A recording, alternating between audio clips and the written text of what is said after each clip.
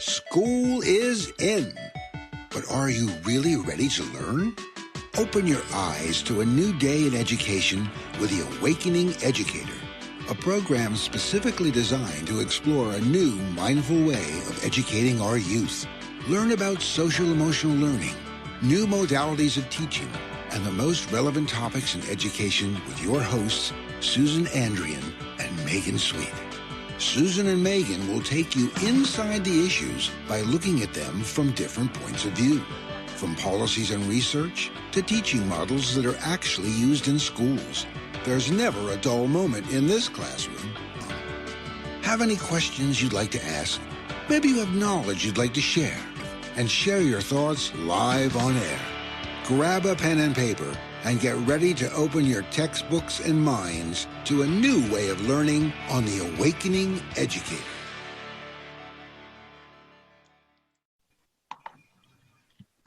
Hi, everybody. I'm Susan Andrian. I'm Megan Sweet. And this is The Awakening Educator.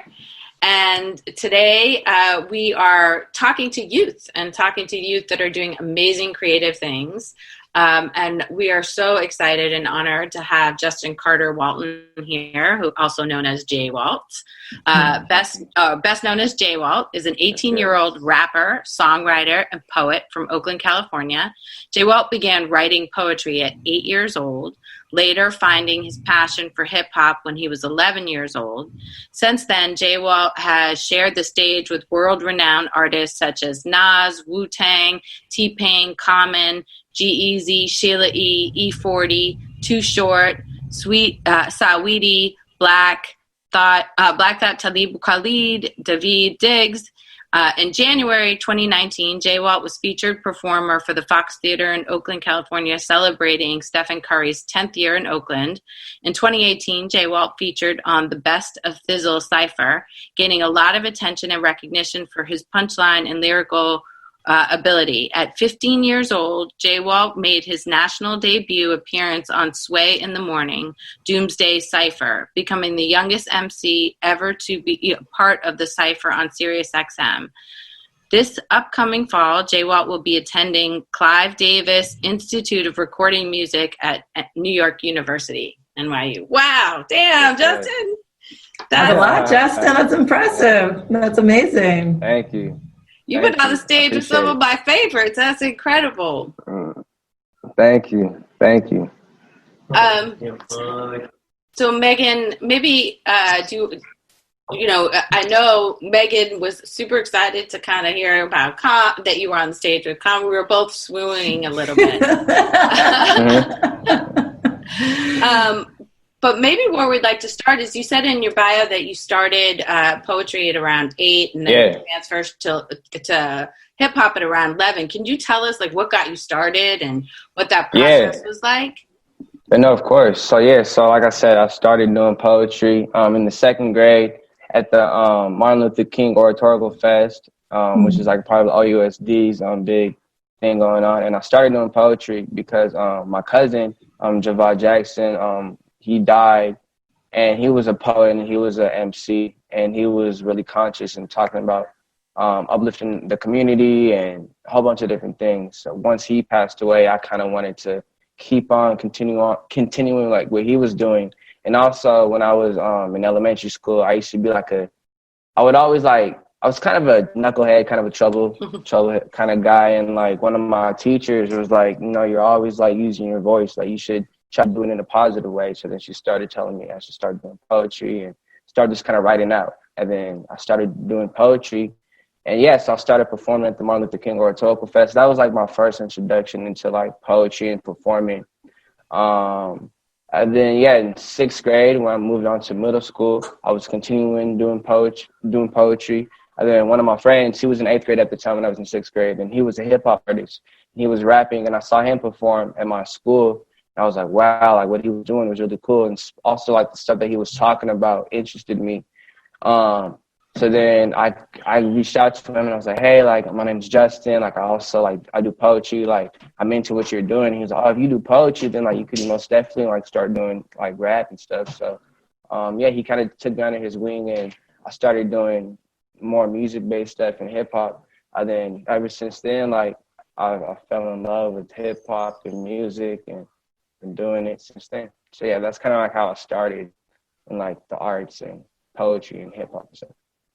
Awesome. I love hearing that it's always heartwarming for teachers to know that an encounter could be a positive one and could have set you into a positive direction. And I'm just wondering, I think some folks, even if they like writing poetry, things like that, and I have actually seen you live as well at something. I don't remember what it was anymore. Okay.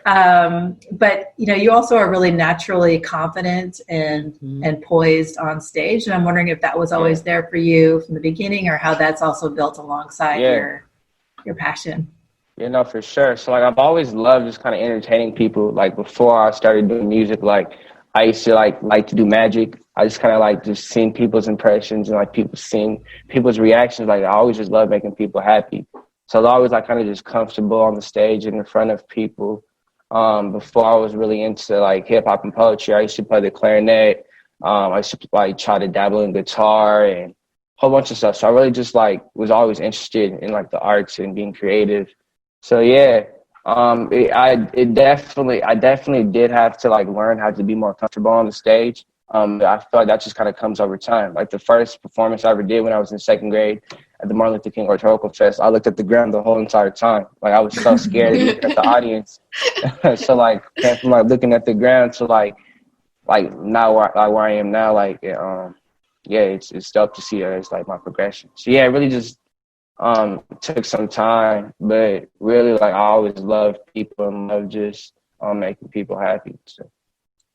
What's that like when you look at it? If you're opening for Common, that's like tens of thousands of people. So I'm just always wonder what that's like to be standing on the stage and looking out. Can you just even describe a little bit about what that feels like, or what happens inside of your body when you're in that space? It's most definitely like the biggest crowd I performed was 34,000 people at the March for Our Lives rally in San Francisco. They had me perform something that I wrote about like gun violence, and particularly on like police brutality and like how stuff like that. So I did that, and really I was before I hopped on, I was really scared. I was really nervous because I was looking out to the crowd and I saw like a predominantly like white audience, and my piece was touching on like police brutality against like Black and brown kids and everything. I was like, dang, I don't know how they're gonna react to it, and I don't know like if this is the right piece. Then when I went on stage, everyone was cheering for me, and then I just looked into the back of the audience, and it was just like it was packed. Like, I couldn't see nothing but people. So before, like I was really nervous, but then like as soon as I like step onto the stage, like everything just kind of just goes away, and I just kind of just zone in and focus on like my performance and my words. But yeah, every time I usually like step onto a stage or like with a big audience or not, like I'm always like usually nervous, but every time like as I step back onto the stage and start performing, like it all goes away. Very cool. I'm curious because as you were talking about the social justice message of your music, and all of the music that I've heard from you has some level of social justice that clearly is really important to you. And in so much of hip hop music and youth culture, it can be challenging to find positive message or social justice message that continues to hold that. And I'm wondering how do you hold on to that message, and how do you keep it in your music, and what are some of the challenges of that? Yeah, really, I've always one of the biggest things I've learned is to stay true to myself. Like when I was after I did that show with Carmen, I was talking to Carmen. He was just like, always just stay true to yourself. Like the message that you have is like it's powerful. I was talking to Logic too. The rapper, I was talking to Logic. He was telling me the same thing. Just always stay true to myself. So like I really just believe in like what I'm saying and my messages and everything. And I know like this is what's important. Like a lot of the youth are gonna listen to the people who look like them. They're gonna listen to music, and I feel like music is the best way to really just say what you want to say and try to unite people and uplift. So yeah, I've had hard times. I've thought about times where like, man, like do I want to keep on trying to do this, this conscious type of music? Like, is it gonna be like too corny, or is people really gonna like it? And then I'm always just like, no, but like this is like what I love. Like I feel like this is what I'm made to do. Really just uplift people and try to tell a positive message, because there isn't a lot of like youth I know like who are making music and doing it positive, right? You know, like, and that's what I'm just trying to do. So yeah, I was just kind of just stay true to myself. I know what I want to represent. I know what I want to put out there. So yeah. That's so great. I mean, there's so many things that you have to offer, Justin, I have an 11-year-old son, so I've been thinking about him, watching you and listening to that and listening to what you have to say. And this idea of, you clearly have been following your internal voice for a long time and learning how to bring it out through your art, through either poetry or spoken word or music. And then I love that you're getting this encouragement from your mentors to continue to do that and to follow your voice, because that's the only one that we have, right? You only have your own voice and your own perspective, and that's so powerful. And there's so much pressure to not do that. And I imagine even entering into the music industry, there'll be even more of that for people wanting to shape your message or your voice. And so I love that you're getting mentorship from folks that are in the industry already, encouraging you to stay grounded. And I know that your family probably supports you a lot. And since I know your mom, 100%. I'm sure she helps to keep you grounded, and you have two 100%. Brothers. I'm wondering how your family interacts with and supports you around this, and what it must be like at home, or what, how do you get grounded back when it's easy to be pulled off into the clouds when you're this successful, this young, and you're clearly really connected to who you are. So I'm wondering how you do that. Yeah, that's one of the biggest things. Like my parents, like my family and my parents in general have always been with me from the beginning. Like of the start, when I kind of just started out, performing at open mics, and like now to like I just perform at the Oracle in Oakland Arena, and like they're with me. So like it's always like, I don't know, they always kind of just remind me of like to always just kind of remain humble, and to always just remember your roots and remember like where you came from. Like my parents and like my brothers are always like really just supportive. And yeah, I don't know, that's kind of just, I've never really been raised to be really, I guess, like cocky and everything. So like, I don't know, I've always just try to remain humble and just remain true to myself. Like my brothers are always really supportive. My family is supportive. Like my dad manages me and everything. We have a really good relationship with that. My mom always comes to my shows, so I don't know, like I've never really thought about as just trying to brag or anything else, because like all I really know and all I've really been taught to is just kind of just remain humble. So yeah, that's really just how I was brought up, I guess. Yeah, if that answers your question. Yeah, cool, thanks. Yeah. I have so many directions that I could go with that, but I knowing we only have limited time, I think what I really want to hear about is the creative process. We're all in this shelter in place, right? We're all sort of stuck in the house, and that that experience can either cause us to retreat and fall into a rut or loss, or it can inspire us to be creative. And we did get a chance to see some of the creative work that you were doing that we'd like to take a look at. But what is that process? How did that come about, and how have you been staying creative?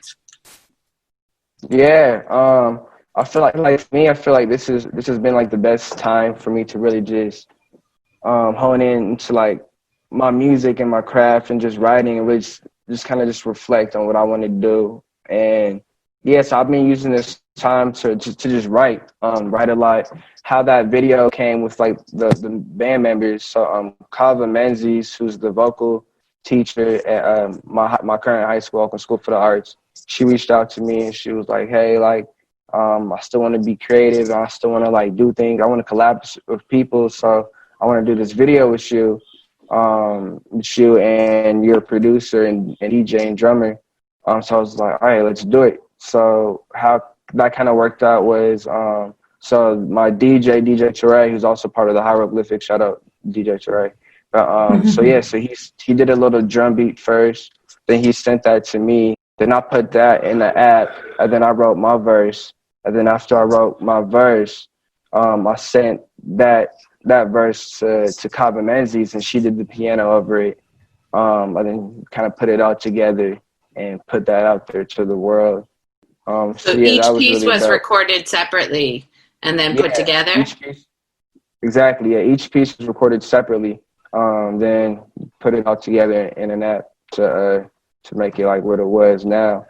So yeah, that was really cool and really refreshing just because I miss really just like collabing with people. And yeah, so that was dope to do and create. And then yesterday I wrote a verse just kind of talking, because I got an email from my school saying how like I probably won't be back at school. And then I kind of just wrote about that and how I was feeling. Kind of talked about graduation and living in these crazy times and stuff too. And I just recorded that and put that out. It was a little freestyle that's out too. So yeah, I've really just been kind of just talking, like writing and talking about what I've been seeing, how I'm feeling as a senior in school, missing on, graduation, prom, all these senior activities, going on, which is not going to happen anymore. So yeah, we're gonna be doing a show on that. I think we're gonna talk maybe with your brother about hoping we're gonna talk about that. But we know that's a huge impact on all seniors right now. But I think Megan may have queued up the video. So we'll take a look at the video.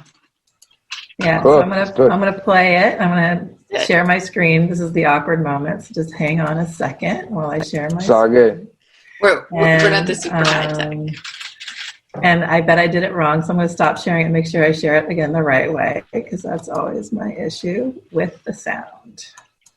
This is the benefit of pre-recording. Maybe we can. Yeah, there we go. Fix that. Okay, here we go.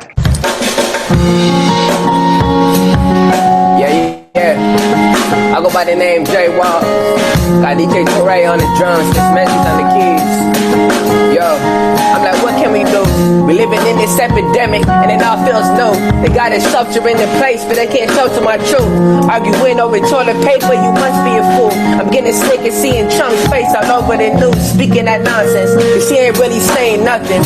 Yeah, I'm blessed with a voice, that's why I'm saying something. Everybody stop the bluffing. This is something that is buzzing all around the world, so be smart and please stop the touching. But don't forget about that vitamin D. Go outside and exercise. Just remain 6 feet. Yeah, hey, just remain 6 feet. Go outside and exercise. Just remain 6 feet. You feel me? Yeah. Hey. That's so amazing. That was so rad. Thank you. Thank you. Yeah. And again, just such a positive message. And I mean, I think it's like calling out the issues. Oh, shoot, I'm sorry. Oh, no, speaking of bad messages, hold on a second. Oh, sorry. That was no fun. But yeah, I think just the message of listening and kind of naming some of these things that are kind of the absurdities of the moment, but also encouraging people to stay positive at home. Those are really amazing messages, especially for kids who were having some problems with youth taking this seriously. So your voice is really important. Thank you. Yeah. I'm curious, what are some advice that you might have for kids that are home or stuck, how to start to build their craft, or if they want to start learning how to flow or learning what might they do to start to explore? Because I'm thinking of this time as an opportunity for all of us to pick something and learn some new skill, and just curious advice. 100%. Really just kind of just start writing out your thoughts, even if it's not in in a rap or a poem or whatever, kind of just start writing out whatever you're going through, and whatever how you're feeling, talk about the environment you're in right now, what you notice outside.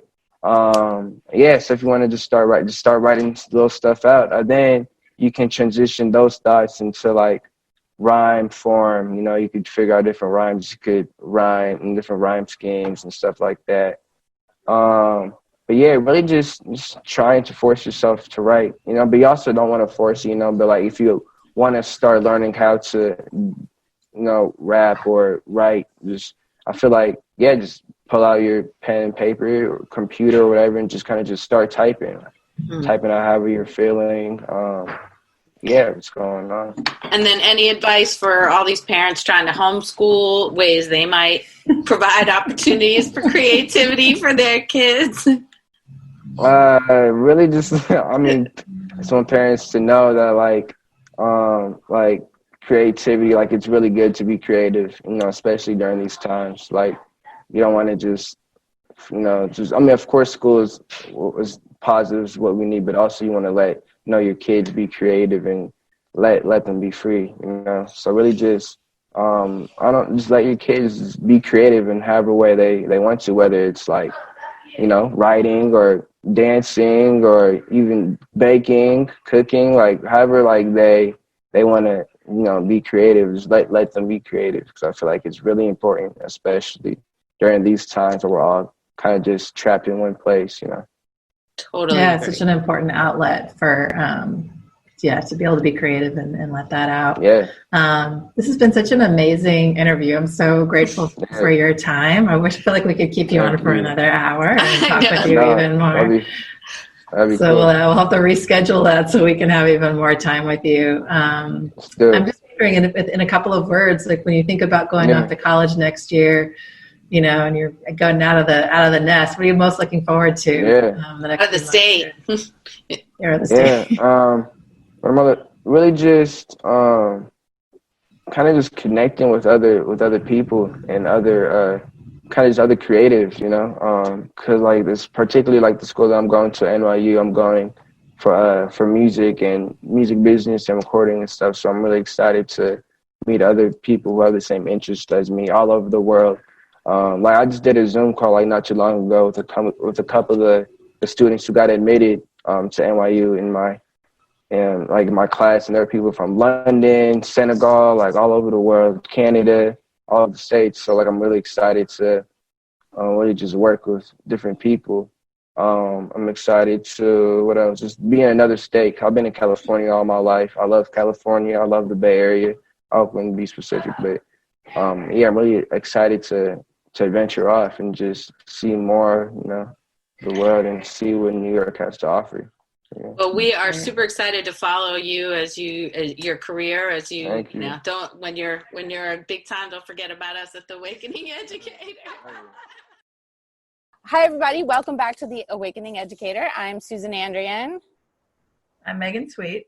And to continue our interviews today, we have two more creative young people, Kai and Bailey, who are here to talk about their time together as COVID-19. I'm really grateful that they're on here today. They are amazing, creative young people who happen to be, Kai happens to be really good friends with my son. So I appreciate you coming on today. Maybe we could start with Bailey. You can introduce yourself a little bit, and then Kai. I'm a fifth grader at Thornhill Elementary. I'm 11 years old, and next year I will be going to Oakland School for the Arts for theater. Excellent. And Kai? I'm Kai. I go to Oakland School for the Arts right now. I'm also in the theater department, the acting sub pathway. I'm in, did I say 10th grade? I'm not sure if I said that yet. You didn't say that yet. Okay, and I'm in 10th grade. There we go. Awesome. Welcome, both of you. Yeah, we're really excited to have you here. And so you're both going into theater, but I happen to know that is just one part of your creative endeavors. Can you tell us maybe a little bit more about some of the other creative endeavors that both of you have been doing? Yeah, so I started playing the violin in the third grade because it was mandatory at Thornhill Elementary. And then I liked it, so I kept going, and Bailey decided she wanted to do it too, so we still do that, and we'll play together sometimes. We're both part of the same choir. We do that sometimes. Bailey, I recently got into the part where there's much less commitment, but Bailey's now just entering the part where there's more commitment. So we're kind of swapping out our roles there. Anything else? And I just started learning electric guitar. Wow. Yeah, she did. That's amazing. The choir that you're in, you did some traveling with this choir. last year. Is that right? Yeah. Yeah, Kai did. Yeah, Yeah. every summer there are two departments, training and performing. Training is for the younger kids. The performing department will go on a tour every year or every other year, depending on how the budget looks. And it depends, like sometimes it'll be, most of the time it's to Europe because that's where all the big cathedrals are and that's where it's more like choir centric. This year, the choir was supposed to go down to Argentina, but that is not looking like it's going to happen anymore. Oh, I'm sorry. That's now we're getting into the sort of disappointment of what this has been like. What has this been like, and what are some of the ways that you guys have been keeping yourselves active and creative and entertained? You want to start? Well, I first of all really, really miss my friends because I'm kind of used to seeing them like every day. But I still FaceTime with them and Zoom with them, so that's pretty cool. And also, I'm trying to use this time as like a time where I can spend more time with family, though that's sometimes hard because Kai's a lot of homework. But yeah. Interesting. Yeah, I wonder how you feel, Bailey, about you're leaving Thornhill, but from home rather than having the official goodbye, and you won't be seeing some of your friends maybe for a long time because when you start back to school, you'll all be going to different schools. So I'm wondering how you're feeling about that. Yeah. Actually, I've been thinking about that a lot. It's really sad because I'm kind of like a person who really likes tradition, so when something kind of goes off, it's just weird. And so this year I was really hoping for kind of like a graduation that my brother had because that was really fun. I remember because we had a party after and it was really fun. And I wanted something like that, but then this happened, and then the teachers are saying we're probably going to do a redo, but I know it's probably just not going to be the same. Yeah.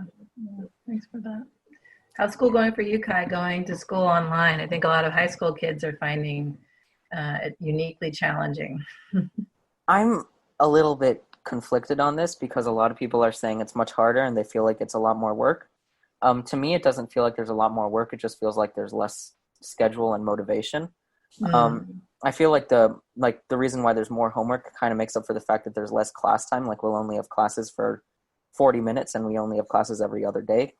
So I think the more homework makes up for the classwork. I think it's just hard finding, like I'll try to block out times and say like, this is when I'm working. This is going to be 100% work time. I'm not going to do anything else.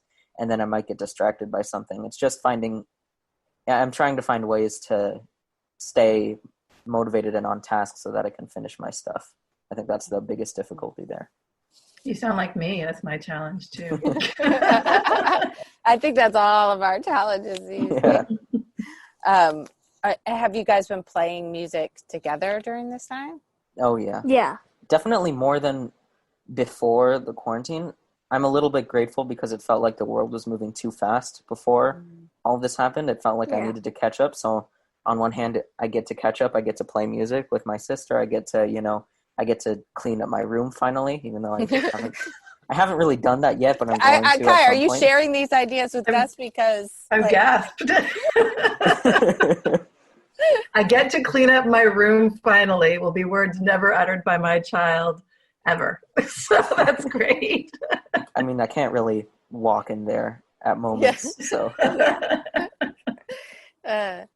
I think I saw you guys playing outside in the evening for your neighborhood. Is that what I saw? Yeah, so there was a thing where it was like at 7:00 people are supposed to go out and like applaud the people on the workers on the front lines. We thought that was going to happen, and so we thought, wouldn't it be cool if we played our music instead of applauded? Nobody really applauded at all. Yeah. Nobody showed up. It was kind of awkward. There was one dude who drove by in a car and just kind of like gave us a thumbs up and then just kept driving. Yeah. It's a neat thing though that people are doing that. I think it's a neat. I've seen a few people doing it too, and it doesn't look like Italy, right? So in Italy, and people are playing on those balconies, and there's a narrow like pathway where you can kind of hear each other better. In the United States, our houses are a little bit more separate, but I love the idea of of playing outside for people and just kind of offering that gift. So I'm sure it did feel awkward. I get that, but I also just think it's super cool that you put yourself out there like that. And I'm sure people were really touched, but they don't always say so. So just know that probably you did touch some people anyway. Yeah. Thank you. I'm curious because for many young people who are stuck with just each other, brother and sister, without having other people to interact with, might be driving each other crazy, but that does not seem to be the case for you guys. So what can you tell us a little bit about your relationship and how you support each other during this time? So, yeah, we've always gotten along. Probably, I don't know why, but we've always gotten along. So, yeah, during this time, I keep asking Kai to finish his homework early so that way we can play and do video games and things like that. But that's also hard because, yeah. I think it's also special. Like I've heard a lot of my classmates saying one of the hardest things is they are stuck with their family. Mm-hmm. And I feel really lucky on that point because I like my family. They're pretty cool. They're pretty tolerable people to work with. And I don't know, there's always been something like Bailey and I have always been referred to as like the siblings who get along as compared to my friends. A lot of my friends from elementary school especially would like fight with their younger sibling or older siblings and like get in like battles where like punches would be thrown and stuff like that. And I think that's one of the reasons why like I remember I saw like when I was much younger, when Bailey I think was around 1 or 2, I saw an older brother like kicking their younger sibling. Oh. And I really didn't like that, like really got me upset. So I think like it was around then that I'd be like, yeah, no, I'm not gonna be a jerk. That's not cool. Yeah, that's really sweet. That's yeah, it's special. And I imagine that during being, staying home and being away from your friends, there's some solace in being able to hang out with each other and play music with each other and have things that you can share. Because 5 years is a big age difference. So for some siblings, that just would be hard to be able to connect. But it sounds like you found a way to connect with each other through your art, through video games, the great generational connector, and just they're hanging out. So that's really cool. So what kind of music do you guys like to play to get, like, what is where do you get excited and get some creative sort of excitement around? Well, normally the music that we'll do together is music that our teacher assigns us, mostly because we are both still learning. So a lot of the pieces are like from the learning books that we can do. And sometimes my teacher knows that we like to play together, so she'll give me the duet part or she'll give a piece that we can both play together. Sometimes normally we'll have a concert called the Pops concert, like it's supposed to be popular music. And she'll give people orchestra parts and we'll play like Star Wars or Indiana Jones or something fun like that. And so whenever we do that, Bailey and I will practice together if we have separate parts. Yeah. So that's always fun. And sometimes, well, this doesn't happen anymore because we're in quarantine, but usually sometimes after we learn a song and then Kai learns the duet, we sometimes like to play it in our church because the members in our church really like it. And that's great. Really nice. The other thing I know you're doing during this time is some video editing. Is that right? Did I hear that you're doing some video editing work? Yeah, I'm trying to get better at that. One of the things I'm kind of falling in love with, like the technical aspect of filming things, like a lot of the CGI type stuff and compositing things together. Recently, our choir is trying to do this virtual choir thing where we each like sing into our own camera and try to put it together. So they recruited me to do one of the videos. They're recruiting different people to do each. So I've been assigned to one of them. So I'm trying to figure out. I haven't figured out how I'm going to do it yet, but I'm gonna figure it out eventually. And I've also there's a video that one of Bailey and my close friends who now moved to Rochester, he came over here last summer to film a Star Wars video just for fun. And I'm still doing CGI for that, stuff like that. So it's been a long run, but the quarantine has given me much more time to learn more about stuff and to touch up a lot of my shots and make sure that they look not necessarily flawless, but pretty good. Mm-hmm.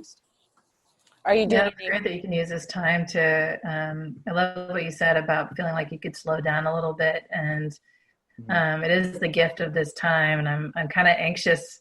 I'm glad for us to get back out again, but I'm anxious to lose that time to be able to have this like an excuse to stay home and focus on things that we really care about, and to do that kind of thing, like working on video editing and things that generally just don't make it to your list of things that you're able to do. I know you guys are going to share something with us. Is that going to be a video, or are you going to play something for us? Yeah, we're having some technical difficulties, but earlier today we recorded ourselves playing the violin. My dad is trying right now to figure out how to upload that. For some reason, the computer's not working or something like that. So that will get to you eventually. Okay. We'll edit in. Yeah, I'm excited to hear you guys play. That's really cool. Oh, thank you. So as you think about getting ready to go back out into the world again, what's the first thing you think you're going to do when you're like, get to not be in quarantine? What are you the most excited about? Probably, well, first of all, going to a bunch of restaurants because, I mean, I love my mom's cooking, but I'm getting sick of it. And also to see my friends again, probably. Yeah. And yeah. Kai, where are you going to go? I'm just going to go out. I'm going to follow Bailey. She has an agenda. We've had multiple discussions of Bailey's like, we're going to go here, then we're going to go here, and then my dad will contribute. What about here? Okay, we'll go there next. So I'll just follow along, yeah. What's the first restaurant you want to go to, Bailey? What do you like in your mind? Like, this is the first spot. Probably any dim sum restaurant. That is what I've been missing too, Bailey. That is exactly what I want as well. That is. I'm with you. Now you're making me crave dim sum. I'm sick of my cooking too. Yeah. I'm sure my family is sick of my cooking as well. I'm trying to get them to. Are you guys doing any cooking during this time? I've been taking over 2 dinners per week if I can, to relieve stress on my mom's shoulders. Also, because I should learn how to cook anyway. It's a good skill to learn. And I've been making desserts like donuts, and soon I'm going to make cake pops. Oh, nice. I have heard that you are quite the baker. Gus has shared that with me. So this is another time to sort of build on that skill as well. So what would you say are the top creative gains or skills that when this is all over and we came out, what do you feel like are some things that you've really grown in? Well, something I've probably grown in during quarantine is probably taking more walks, because before this, I didn't really care and there wasn't enough time to take walks anyway. But now there's a lot more time and I want to go out like really, really bad. So I've been taking more walks with Kai and my dog. Nice. So you want to keep? Do you want to try and keep that going when you get back out again? Yeah. Nice. That's great. Well, I think we are almost at time. And is there anything else that you want to make sure that our audience knows about what this is like to be a young person during quarantine? I think I would say it really depends on who you are and who your family is. And while there's some people like Bailey and I who feel lucky that we're like slowing down and that we have this break, there are also people who are not having as good of a time. And I think we should lend our hearts out to them. That's really sweet, Kai. I agree. I've been worrying about those kids a lot. Yeah. What about you, Bailey? Well, I know a lot of my friends have just been missing like daily routine and just like seeing people outside of their family. And I feel the same way. But I just keep telling myself, like, this is going to be over at some point. Like, even if it's not in a month or anytime soon, it will be over at some point. Yeah, that's great. So keeping your focus on what will be possible and to remember this isn't forever. I think that's really helpful advice too. Wise words. Very wise. Well, thank you so much. Thank and you. Yeah, thank you so much. This was such a wonderful chat. I'm so excited to know you guys are out there doing this work. Yeah, thanks for inviting us. This was fun. Yeah.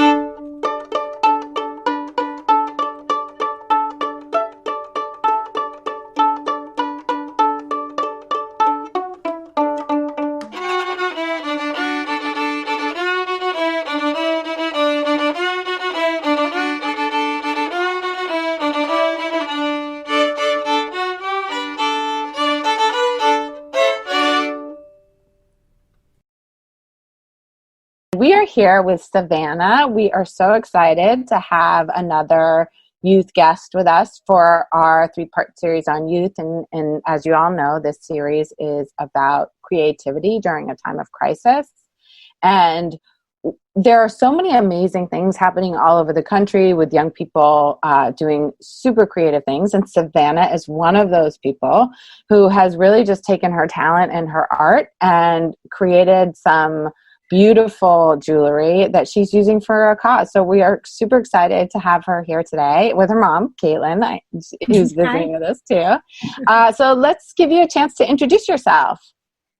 Hi, my name is Savannah Goldman. I'm in 6th grade, which is elementary school for where I live.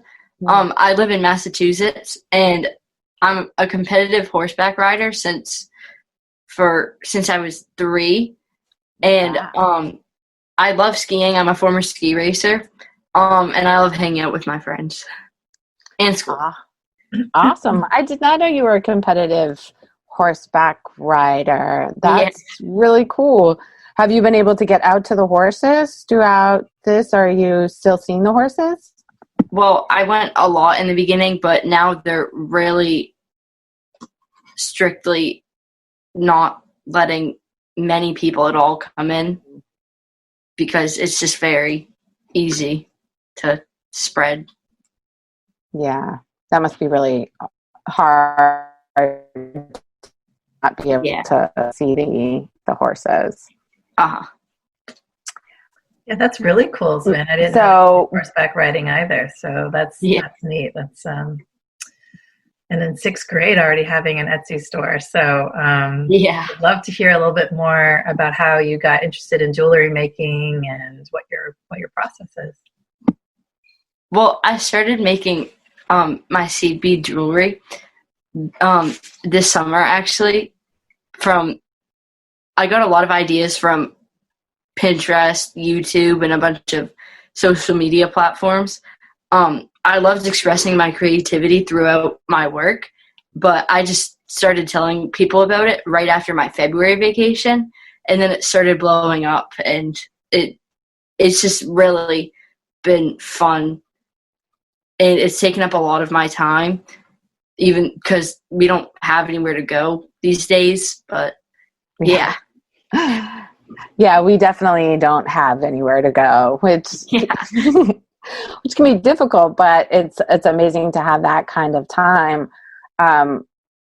What is your process like? How do you come up with a concept, and where do you get your supplies? Well, I get my supplies mostly from Michael's, actually, and then Joann's, AC Moore, which just went out of business because Michael's bought it out. But I get a lot of it from Amazon too. And the process is mostly, it really depends. I always have some kind of vision of what I'm going to make in my head. And now I have so many beads that I could make pretty much anything that I could vision. But it's become a lot easier than it has been in the beginning, because before I had to do like I had to look through so much to see what I could make, and it's really expressed my creativity also.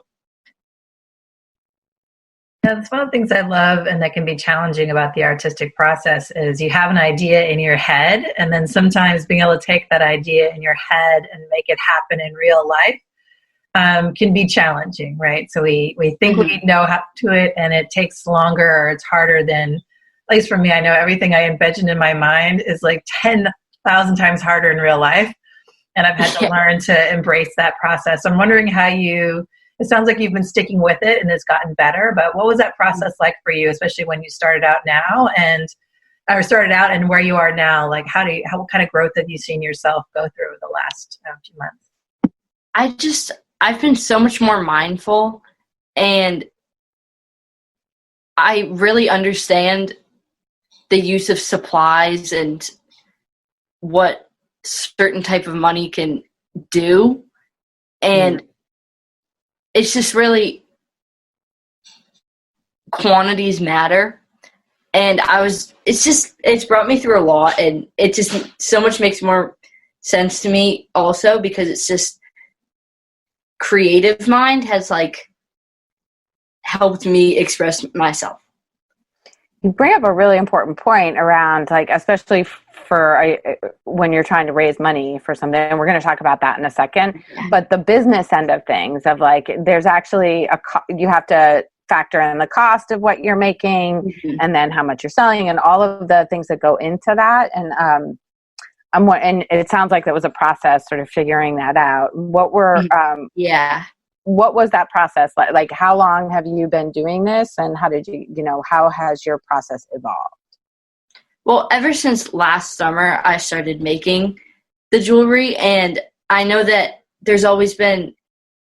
I knew that I wanted to sell on Etsy, but I just never was sure when I would be ready to do it, because I thought that it would be so hard, but Etsy has actually made it a lot easier than I thought it would be. And it was just everyone has been super supportive too, on like there's no one that's really told me I couldn't do it. And it was kind of like my dream to like have a successful business that I'm donating 100% of my profits to also. Yeah.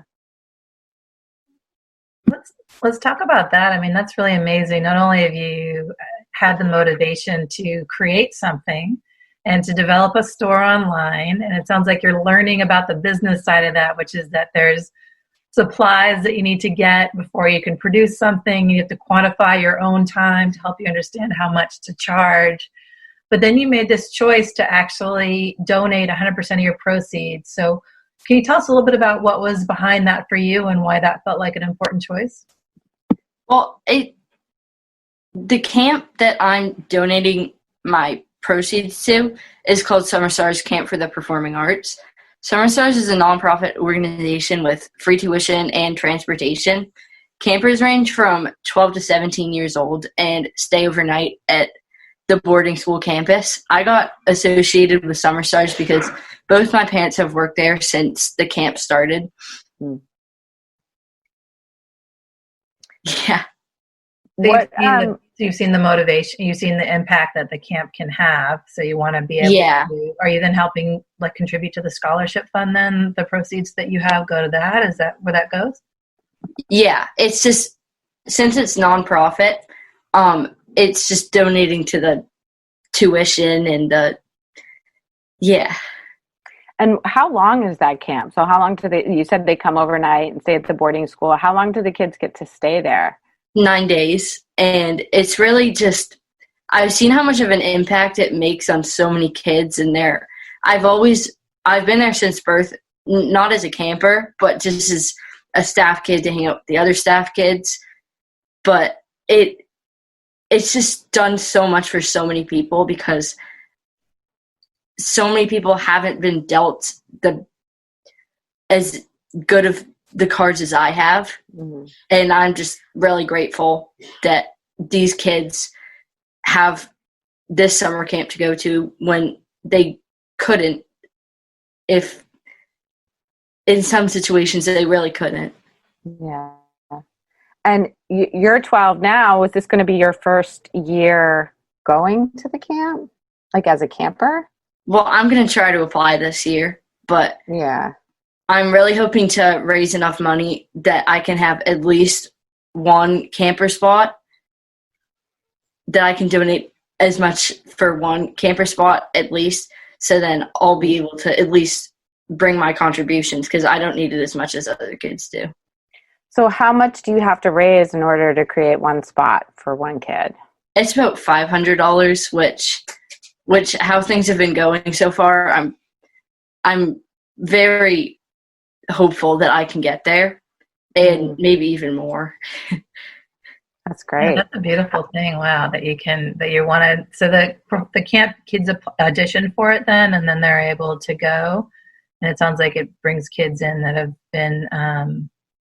Do they audition, or is it like a lottery, or? Well, it's actually they have to get a recommendation from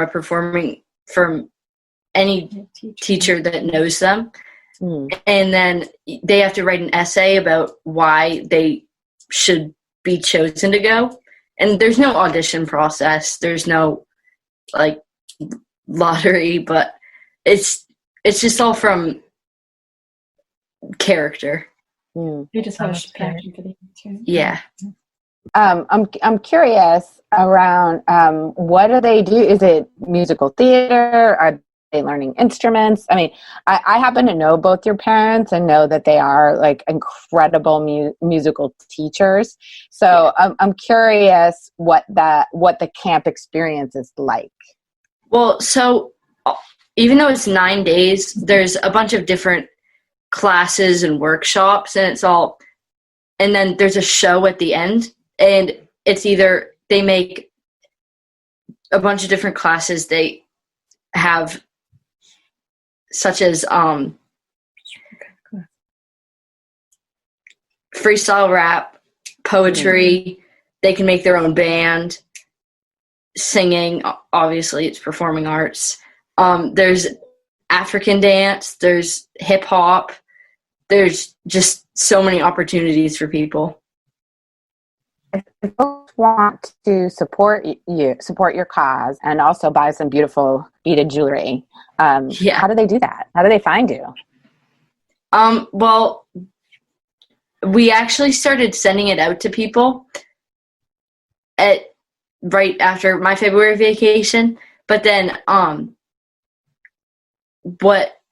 my parents sent the links to so many of their friends and people associated with Camp Summer Stars. And then they told people about it, and you can search me up on Etsy at Abatiwa Jewelry. Can you spell that out for us? Oh, I saw Megan going too. Is she going to say the same thing? It's ABATIWAH jewelry, JWELRY. But no spaces. No spaces. No spaces. Yeah. So Etsy.com. On Etsy.com. And what does the name mean? Abatiwa is from the song "Turn the World Around." It stands for, or it means "so is life," and it's just go with the flow. Oh, that's really nice. That's a great framing for these days in general of going with the flow, and so is life. It's a very very timely phrase for sure. Maybe one I'll start using. And so amazing that you're choosing to not only tap into your creativity, but that you're using it for others and for the benefit of the community. It's such an amazing and very mature thing to do as an 11-year-old turning 12. Living with an 11-year-old myself, I can't imagine that she would be doing that. So I'm really impressed by your maturity and by how much you want to contribute to something that's so meaningful to you for others. It's a really beautiful intention. It's really Thank you so much. I'm wondering, Caitlin, you must be really proud as a mom, and wondering what your experience at watching her sort of have this take off and have this be her vision, what it's been like for you. Yeah, well, I'm very proud of Savannah. And from the beginning, she started making her jewelry, and she said she wanted to start the Etsy shop. And I said, well, do you know how to do that? And she said, no, I'll figure it out. So I said, do you need help? And she said, no. So she came to me one day with everything loaded on to Etsy and just said, they need your information because she's underage. So she's done this. She's done it all on her own, except for the parts that you need an adult to sign off on. She's done it on her own, and she has a lot of our friends and family are really supporting her in this, and I think the word's starting to get out. So I'm very proud of her. Great. That's really great. We really appreciate both of you coming on. We'll make sure to put a link to your Etsy store on our website and when we talk about the show. And I hope you get back to your horses soon. Yeah, me too. That connection is such a beautiful one between human and horse. So I imagine you both are missing each other. So yeah, thank you so much for joining us today. It's such a great problem. Thank you so much for having me. Yeah, thank you very much. So much. Okay. Yeah. Bye. Thanks. Bye. Thank you.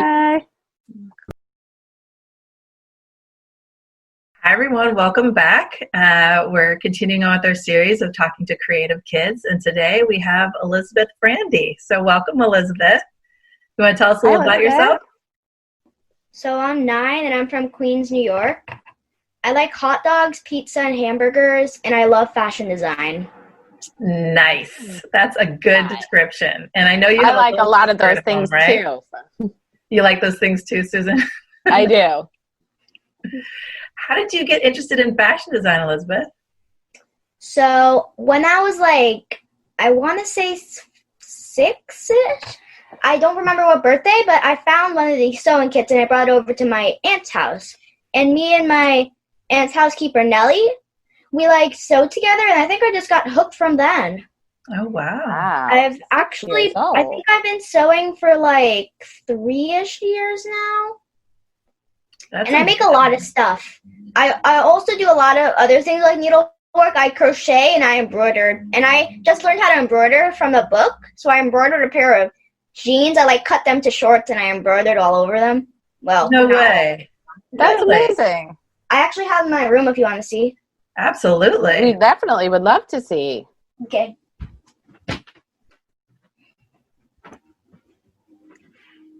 Wow. So you put a flower on there? Mm-hmm. And a little triangle on the bottom. That's I have no idea why I put that. And on the back, I sewed on a pocket out of my neighbor Lisa. I think 2 years ago, she gave us this big bag of scraps that were samples, I guess. And I use them a lot. And when I was just sewing little bags and stuff, I use these a lot. That's a really, what you're doing is called upcycling. So you're reusing other products. It's a very, very hip and on-trend thing to be doing, Elizabeth, to be using other fabric and reusing them in that way. That's really cool. And it's environmental too. So it's totally hip and good for the environment. Mm-hmm. So where do you get your ideas from? What kind of fuels your inspiration, do you think? So I don't really remember before this year, but this year my parents introduced me to this great show called Project Runway. I literally finished season 8, which was the first season they had on Hulu. I literally finished season 8 last night. Oh, wow. And I got inspired by some of that. I actually got inspired by a lot of that. That's actually what inspired me to embroider jeans and show it off to my family. They've also inspired me to create a collection of old shirts for Barbie dolls. And over the past few days, I've made a lot of clothes. So I've used some of this felt from I think Joann Fabric too. Mm-hmm. It actually is kind of stretchy and it fits the Barbies good. Mm-hmm. And I have a lot of clothes down here that I made. I made this one. Oh my gosh, that is such a cute dress. Thank you. Really cute. So Elizabeth, on the fabric, so you showed us the felt fabric. What is the design on there, and how did you get that design onto the felt? Is there an art piece to it in addition to the sewing? No. So it's like a felt material, like a soft one, and it came with this. It's gray with like this really. It came with like this really pretty white print on it. It's kind of hard to see with the camera. I'm just gonna try. Oh yeah, I could see it Oh, now. I can see it. Oh, that's very helpful. Thank you. But it would be really cool if I was able to embroider my own fabric, or like maybe like make it, or like maybe like design online and get it to like make like they did on Project Runway for one of the challenges. I know, it's amazing now, right? That you can create a design and then it prints right onto fabric. That would be so cool. What are the kinds of things do you think you would put on that fabric? Do you think you'd put like flowers or shapes or colors? What would inspire you? I'd probably do rainbows and unicorns because I love rainbows and unicorns. Who doesn't? Rainbows and unicorns are the best. And catacorns. Those are actually a thing. What's a catacorn? Is that like a cat unicorn? Yes, exactly like, that actually. Like Unikitty? Yeah, Unikitty. Except non-Lego. But they can also be Lego. Oh, not Lego, I see. So on Project Runway, they're always talking about sort of design aesthetic. Do you have an idea of like so you like unicorns and do you have think I don't have any of those fabrics, but I just make it work what I have. And also I don't really know as much like stitching things as I know how to do like the lazy daisy stitch and like a running stitch for embroidery, and I can also do only like the running stitch and the whip stitch for like normal sewing.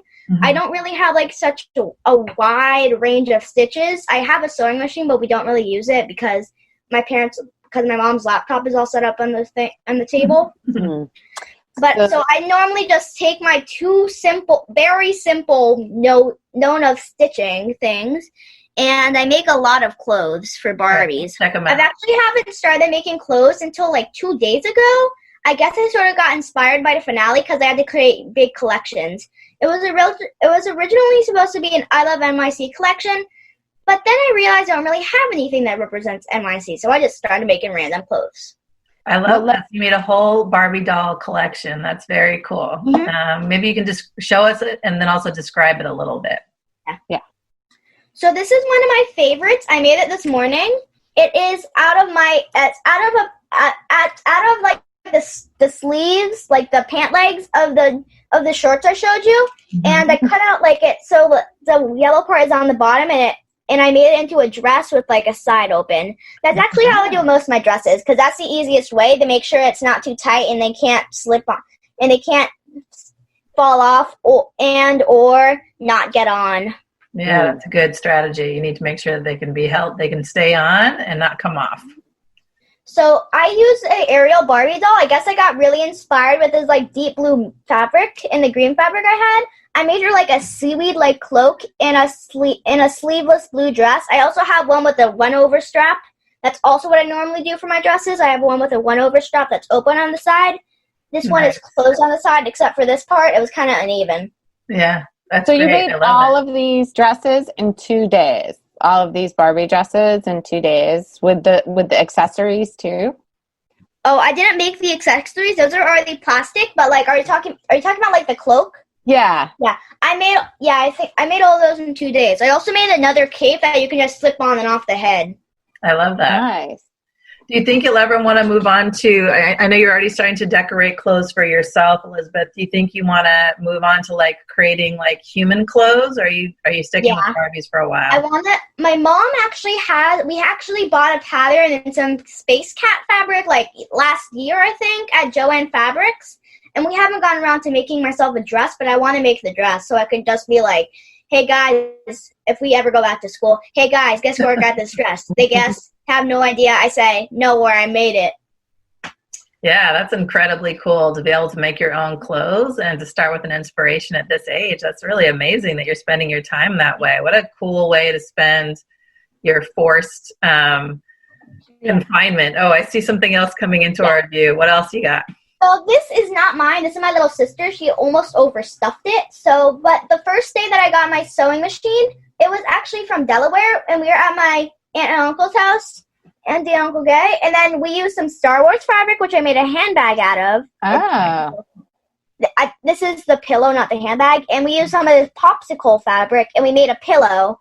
And then on the popsicle side, with the leftover Star Wars fabric that we used, we each cut either Mommy or Aunt D, they cut out our initials, our first initials, and then we sewed them onto our pillow with hand stitching. Oh, that's really great. So it sounds some like mixing you got a of lot of support patterns. from your parents too, then, to do your artwork, huh? Mhm. Yeah, that's really neat. But normally but over the past few days, well, basically today, sit on the floor, put on Disney Plus, put on a princess movie or princess sequel movie, sit down, make little Barbie clothes. That's basically what I did after I was done with my homework today. And so you've been on homeschool now for a few weeks, and has this... My teachers, actually, we got Google Classroom, and there's a Gmail, so they can, like, Gmail us and stuff. And also there's Class Dojo, which the parents use. They can just, like, put it on my laptop sometimes, and I just, like, click on the links. But I use Gmail more often. And also you can set up video chats with your friends. I set one up with one of my besties, Shayla. I tried to invite some other girls, but they never responded except for Caitlin. And then I didn't get her text until like 2 days after. I think you're selling yourself a little short with some of the clothing, some of the design for people you've been doing. Also, I've been sketching. I don't really have a plan to make this, but I sketched this morning. It's like a mermaid outfit. Oh yeah, nice. I got the inspiration from this mermaid I sketched also today. This is not a clothing thing. It's just a drawing I made. It's all creativity. I think that finding ways to be creative during this time is such an important...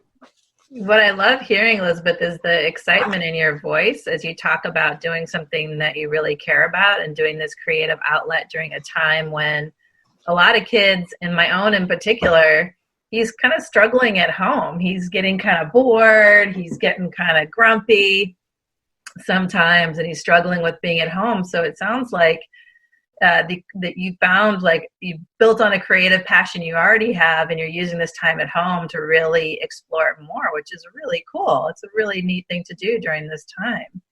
Thank you. Yeah. You have any questions, Susan? I'm just curious. It sounds like you're seeing some of your friends, but it sounds like you've been missing your friends a little bit. What are some of the ways that, but like Megan said, you've been keeping yourself really creative, which is super exciting. I also am really amazed by the excitement in your voice. I'm wondering how you keep yourself going. How do you keep those creative juices flowing, and sort of when it starts to feel hard, what do you do to sort of get back into the creative groove? I either take a break. If my dad always says, if something's more frustrating and fun, walk away from it. So I think, like, once I had to take a break because I was really struggling, I was like, put down 3 seconds later. Okay, I'm ready. So after you took the break, you were able to come back and also make it through. Mm-hmm. And also, one of these ways I like keep the creative juices flowing, I watch a lot of Project Runway. That's inspired me. And also, when I started making dresses, it sort of inspired me, like, hey, what about this idea? So hey, this looks great. Yeah, that's a really great point. I think you said a couple of things that are really important, Elizabeth. One, I love your dad's advice. I was just thinking that I needed it for myself, even just today, which is, if it's not fun, walk away, is really great life advice. So great job, Dad. But also, Dad, if you want to use it. All right, thanks, Dad. Thanks, Elizabeth. I will use it, and I'll give credit to your dad on that one. But I think that you're naming something really important, that you actually can get a lot of inspiration from watching other people who are doing their artwork and living their passion, especially in an area that you like, because I, like you, like to sew clothes, and I've spent many times watching Project Runway while also using my sewing machine and sewing clothes. So I think that's really neat that you're finding inspiration there. And you also just said that you are trying. Yeah, we both watched Project Runway. We're both big fans of Project Runway. I've only watched season 8 because that's the first season on there, but that's pretty awesome. Well, there's a new one on that from Heidi Klum that's on Prime. You could watch too. It's called Making the Cut. Making the Cut. Yeah, Daddy and Mommy told me about that. I think we're gonna wait till we finish this season of Project Runway, like the seasons that are on Hulu, before we advance onto the Prime one. That's a smart idea. Your parents are really awesome and clearly on top of it, which I'm not surprised about either. But I think that it's the interesting thing about your love of Project Runway and what you've been able to do is that you often see the productive struggle of the artists on the designers, and that being able to see that even some of the best designers have to go through that productive struggle, that like hard part, that part where you were just saying when you have to take a break. And it sounds like you really get that. Mm-hmm. What does it feel like when you're able to finally do the breakthrough of like, oh, I've had the struggle, but then now I've been able to figure it out? What's that experience like? So for my first dress, the one I showed you with like that strap, it took me forever for that strap. And when I was done, I was like, woo, inside my head. Yeah, totally. I didn't really show that on the outside because I think my mom was on a call. On behalf of moms that are on calls, I thank you for doing it inside your head rather than out loud. But what did you learn then? So you figured out how to do that strap, and now you said you use it all the time. So what was like? So you learned something that you then can apply forward, which I think is pretty neat. You're able to you had to go through the struggle, as Susan said, for that first strap, and now you know kind of how to do it in the right length and the way it looks. So that's pretty cool because then you can take that skill forward, huh? Yeah. What grade are you going to be in next year, Elizabeth? I'm going to go into 5th grade. Going into 5th grade. Get back, Jack. That's who I have right now in my house. Is that your last year in elementary school there, or do you go to 8th grade? It goes up to 6th grade, actually. I was in a different school, but it wasn't doing enough for me, so I transferred to a new school this year, which is amazing, and it goes up to 6th grade, so I don't have to go to middle school till 7th.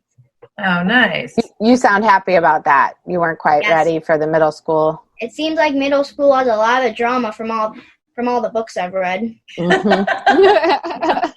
You know, Elizabeth, I taught middle school for 10 years, and you're totally right. It is full of drama at middle school. So I was a counselor at middle school. There is a lot of drama, but there are also, I think, a lot of kids that don't get caught up in the drama, and you seem like somebody who's really grounded and going to find your space in middle school. So even though there's opportunity to get involved in drama, there's also the opportunity to just kind of channel it all into a creative process, which seems like you're quite the creative person that you know how to do that, right? Is that what you do? Do you channel your feelings into your artwork or no? Sometimes. I mean, I think sometimes when I'm angry, I think once or twice when I was angry, I drew something angry if I got angry while I was drawing, or I took it and ripped it up. Mm-hmm. Yeah, well, and sometimes that's the hard part about doing artwork is you have an idea in your mind about what you want to create, and then making it happen outside of your head and in real life can be really challenging. So it sounds like one strategy you use is to stop and wait till it's fun again. But how do you handle that when you hit that point where it's hard, or what you had in your mind isn't showing up in real life? So sometimes, with the first dress, normally I just keep on doing it until I get it. I'm just keep on doing it even though I'm really frustrated. I think the anger helps me work more, and I'm hey, I got it. No more anger. Mm-hmm. Nice. Use it as motivation to push yourself to kind of motivate you forward. That's very cool. Do you have any advice, Elizabeth? We're almost done with our interview already, but do you have any advice for kids that are interested in exploring their artwork? Okay. So, first of all, draw what makes you happy. If you want to do something, you can't do it. Like me with anime, I'm trying really hard, but I can never get the hands right. Do not start crying. Just practice. Mm-hmm. Yeah, that's great advice. And also, if you like fashion, watch Project Runway. It's amazing. Yeah. And I think for a lot of artists, hands are really hard. So keep at it. Yeah. That's one of the hard things. Yeah, that's really cool. Elizabeth, this was so wonderful to talk to you today. Thank you for taking the time to talk with us. This was so cool. I learned so much. And you're a cool kid. Thank you. I know. It's really great. Your enthusiasm and just confidence and willingness to go in and just bring your vision to life is really exciting. I can't wait to see as you grow what you end up doing. Thank you. Will you keep sharing your designs with us? Your dad can share them with me. He knows how to find me. Yes. Yes. Awesome. Thanks so much, Elizabeth. Thanks, Elizabeth. Class is dismissed. Wasn't that fun? Susan and Megan are always happy to greet you on the next episode of The Awakening Educator. Connect with us on Facebook, Instagram, YouTube. Education is the foundation for a brighter future. Open your eyes to The Awakening Educator